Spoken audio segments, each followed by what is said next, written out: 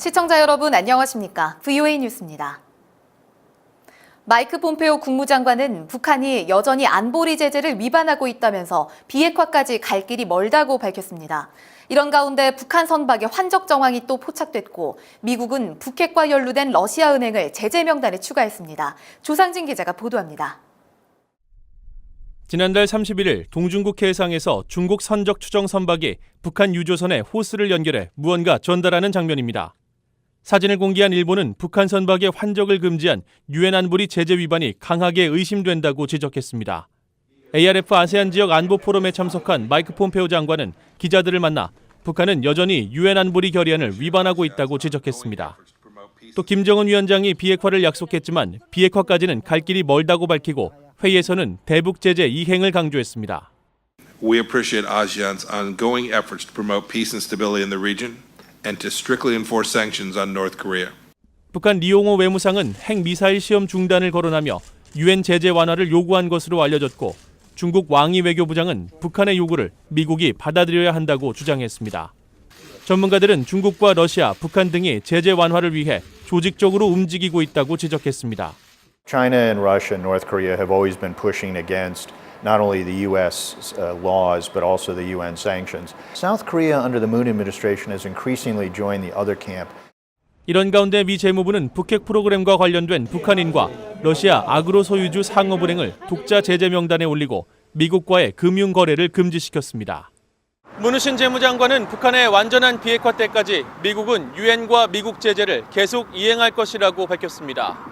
VOA 뉴스 조상진입니다. 싱가포르에서 열리는 아세안 지역 안보 포럼 ARF 개막 하루 전인 3일, 북한이 한국의 남북 외교장관 회담 요청을 거부한 것으로 전해졌습니다.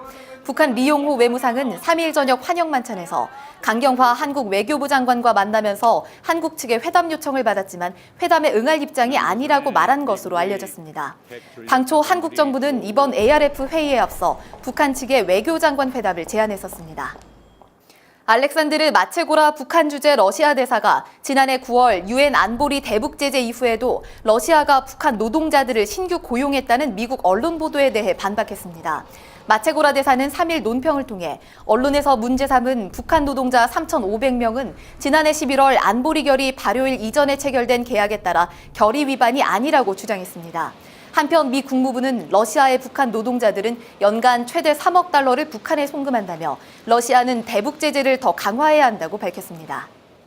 미국 의회 도서관에서 북한 정기 간행물이 전산화돼 컴퓨터를 통해 쉽게 검색할 수 있게 됐습니다. 특히 한국 전쟁 때 미군이 얻은 북한 노획 문서도 검색이 가능해 북한에 대한 희귀 정보도 쉽게 볼 수 있게 됐습니다. 보도에 김칸희 기자입니다. 세계 최대 도서관인 미국 의회 도서관. 한국전쟁 당시 미군이 노획한 북한 문서 등 10,000권 넘는 북한 도서와 북한 잡지 280여 종이 소장돼 있습니다. 조국을 평화적으로 통일하자라는 제목의 북한 잡지입니다. 한국은 미국 압력이 시달리고 있어 한국 노동자들을 구해야 한다는 등 한국전쟁 이후에도 이념 대결적이고 호전적인 내용들이 잡지에 담겨 있습니다. 북한의 잡지들은 굉장히 많은 것들이 반미운동 아니면 반일운동 아니면 또 불쌍한 남조선을 살리자 그게 많고요. 북한의 정기 간행물은 그동안 컴퓨터 검색이 불가능했습니다. 하지만 한국국제교류재단의 지원으로 전산화 작업이 시작돼 10년 만에 1차 작업이 완료됐습니다. 방대한 북한 자료를 쉽게 찾기 위해 입력한 키워드 수는 34,000개가 넘습니다. 천리방 같은 대중잡지는 북한의 문화와 정책을 쉽게 이해할 수 있어 북한 연구에 큰 도움이 된다는 평가입니다. 정책적인 것뿐만 아니고 의료에 대하든지 아니면 아이들을 어떻게 키우냐 아니면 위생에 대한 거 하여간 없는 서브젝트가 없어요. 의회 도서관은 북한 도서에 대한 관심이 높아지고 있는 만큼 앞으로 북한 잡지 260여 종에 대한 전산화 작업을 계속 진행할 것이라고 밝혔습니다. VOA 뉴스 김칸희입니다. 정전협정 체결 65주년을 기념하는 남북작가전이 서울에서 열렸습니다.